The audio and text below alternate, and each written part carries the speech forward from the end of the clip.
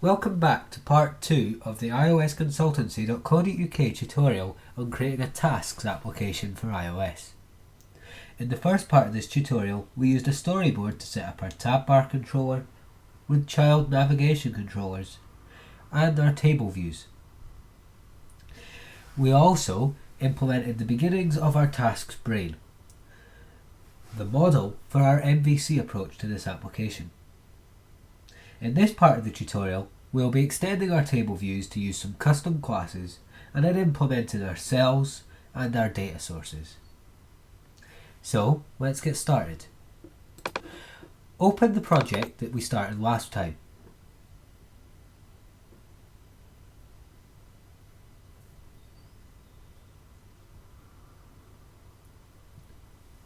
Here is our storyboard that we generated last time with the tab bar controller, the two navigation controllers, and our table views. The first thing we're going to do is create a custom table view controller for our tasks screen and a custom table view controller for our activity screen. To do this, go to File, New, New File, select UIViewController subclass, subclass of UI table view controller, and type IC tasks table view controller. Choose next and create, and that creates two new files. Do the same again for your activity screen, going to File, New, then New File, choosing UIViewController subclass and typing IC activity table view controller. Choose next and then click create. We now have four new files. We need to tell Interface Builder, our storyboard interface, to use these new classes. Open your storyboard and select the All Tasks scene. You can do this by clicking the status bar above All Tasks. Go to the third tab on your inspectors on the right and choose IC Tasks Table View Controller. Do the same for your activity view, this time choosing IC Activity Table View Controller. Save that, and that's that for now. Now when you run your program, iOS will create an object from your IC Tasks Table View Controller class for that table view, and from your IC Activity Table View Controller for this table view. So, that means any code you type in these files will be reflected on screen. Your tasks table view is going to show a section for low priority tasks, a section for medium priority tasks, and a section for high priority tasks, with a row for each task. The activity table view controller will show a row for each activity item, whether it be adding a task or completing a task. So let's implement some of this. Head back to your storyboard and we'll design our cells to start. Select the cell in the All Tasks table view. On the fourth tab of the inspector, change style to subtitle. This adds two labels, a text label and a detailed text label. This is perfect for a task as we can put the title in one label and the description in another. Set selection to none as we don't want to be able to select a row. Accessory and editing accessory you can leave empty as well as image. Identifier, set this to task cell. The identifier is a string that you can call that gets an instance of the cell you've designed in this interface. Let's do the same for activity. This time, set it to basic. An identifier of activity cell. Selection, none. Accessory and editing accessories, none. Select the label inside the table view cell and change the font so it is just System and not System Bold. Then reduce the size to 15. Now select the table view cell and shrink it in size to around about 27. Now we have two distinctly different table views that will operate using our classes. All we have to do now is implement the data sources. In ICTasks TableViewController.m, there are a few methods we're going to need to change. First of all is number of sections in TableView. This needs to return 3. The number of rows in each section is dependent on how many tasks have the given priority. So this method is going to be a bit more complicated to implement.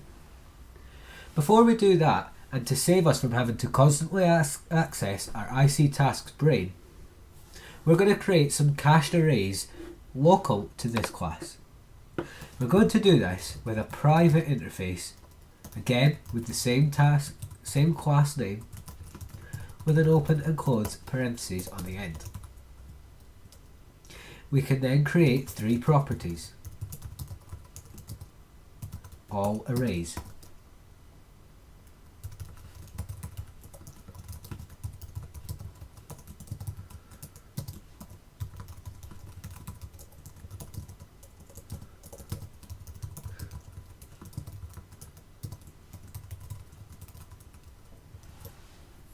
We implement these with our @synthesize statement.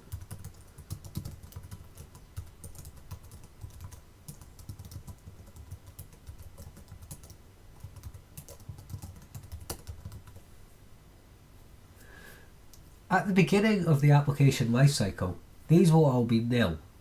We're going to use lazy instantiation to make sure this doesn't happen. We're going to override the getter for each of these properties.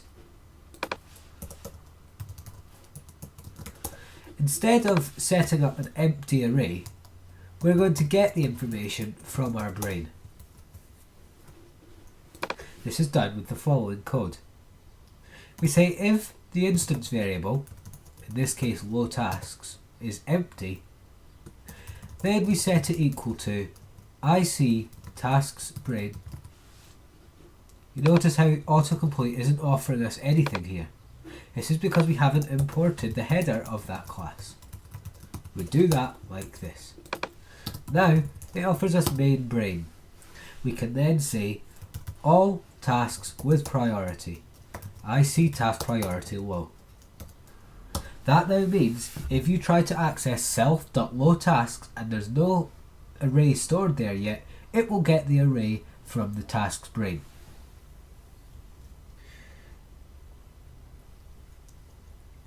Now all we need to do is return low tasks. We do a similar thing for the other 2.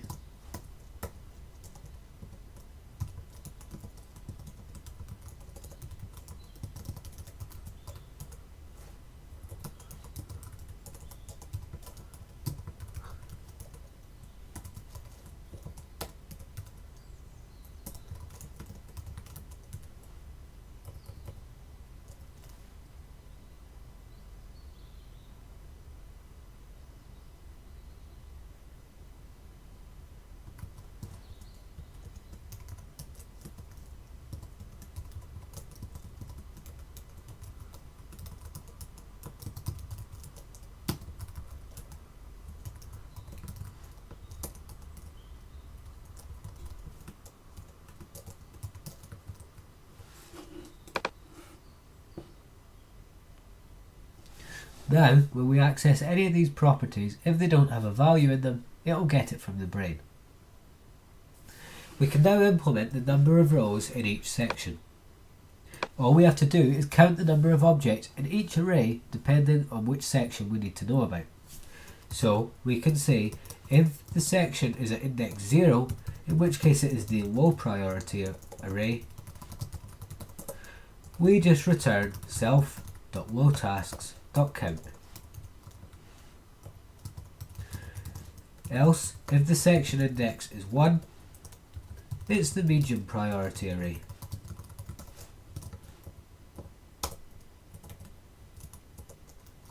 And we can return self.mediumtasks.count. Else, if the section index is 2, it's a high priority array we need to count, in which case we return self.hightasks.count. Otherwise, we return 0. This should never happen.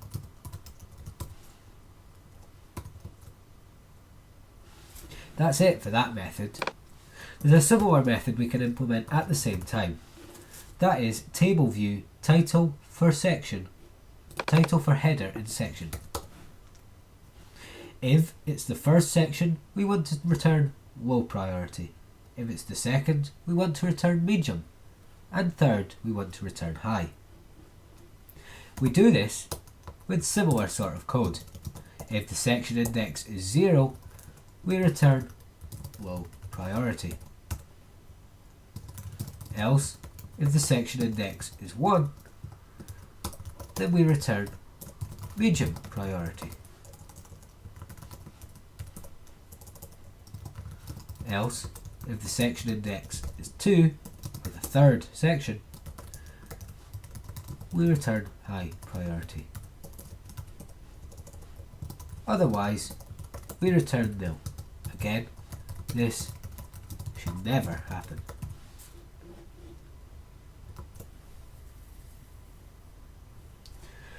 Now, if we run our application, you should see that the table view is beginning to take shape.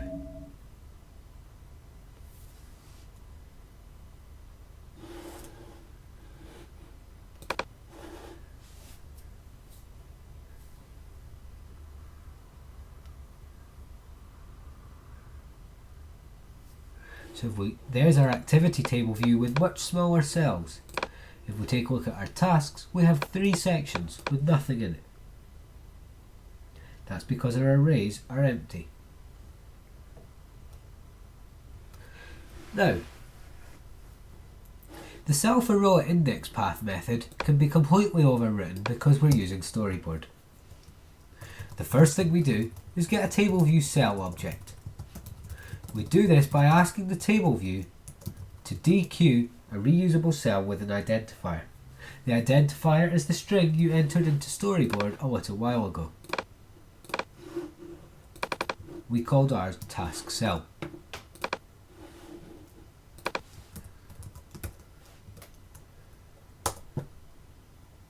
We can now set things like text label.text equal to our task title, and the detailed text labels text to task description. And at the end, we return the cell. We're going to flesh this implementation out a bit, mainly so that we can get the correct information, but also so that our cells look slightly better.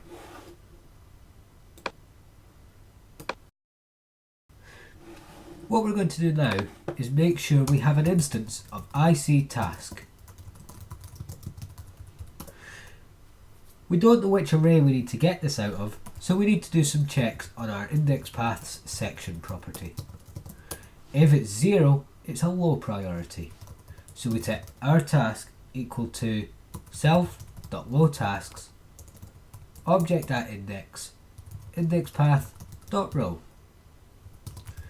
Else, if index path section is 1,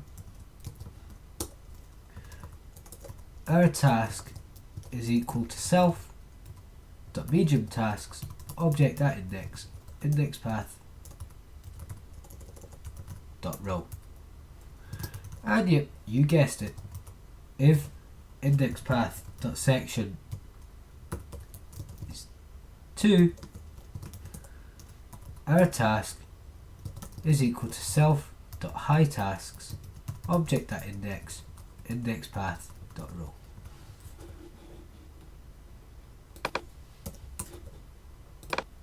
Now, instead of the statically typed task title, we could say our task.task title and our task.task description. You may notice the cells aren't showing the priority at the moment. Each section shows all tasks with a given priority. But what if we wanted the cell to actually show the priority too? Well, it's a number. It wouldn't need much for each cell just to say 0, 1 or 2. Why don't we get it to display a colour? That's easy too.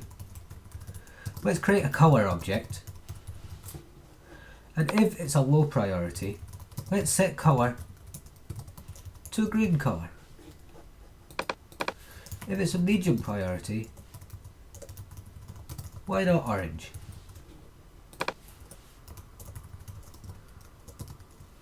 And high priority, to get people's attention, let's choose red. Now we can create a view, our priority view let's call it, and alloc an init to set up a new view. This init method requires a cgrect argument. This is basically a size and origin for the view. We need an x coordinate, a y coordinate, a width and a height. We do this with the cgrectMake function. X is how far along the screen horizontally we want the view to start. The view is going to be 20 pixels, not quite pixels but just imagine pixels. 20 pixels in from the right hand side. So X is going to be the cell's bounds dot size dot width minus 20. The Y is going to be 0, it's going to take up the whole height of the cell. The width of course is 20 and the height is just the height of the cell.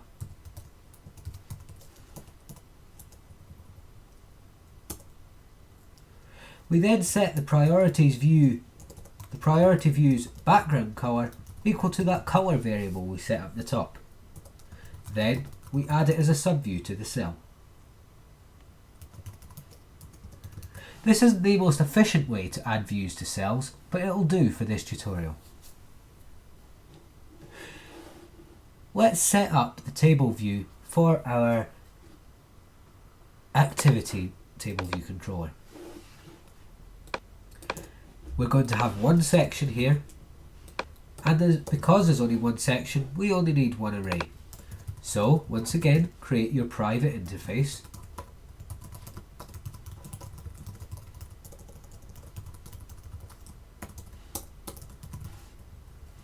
And create a property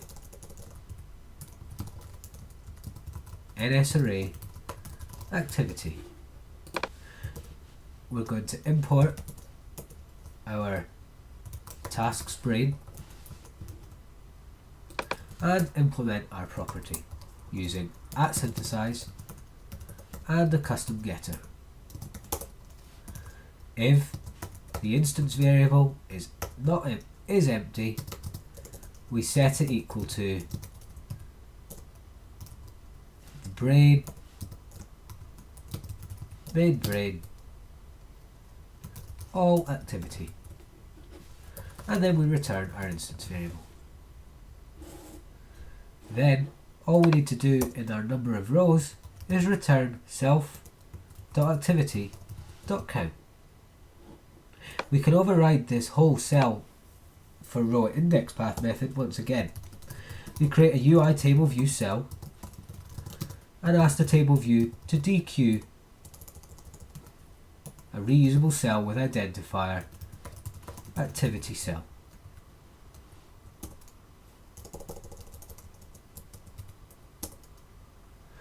We can then say cell.textLabel.text equals self.activity object@index indexPath.row. We can do this in one line because we know the array is only going to have strings in it. Then we return our cell. That's it for this part of this tutorial. We've set up our table views, created some custom table view cells, and in the next tutorial we're going to link it all together by creating an add screen so that we can test our views. Check out part 3 on www.iOSconsultancy.co.uk.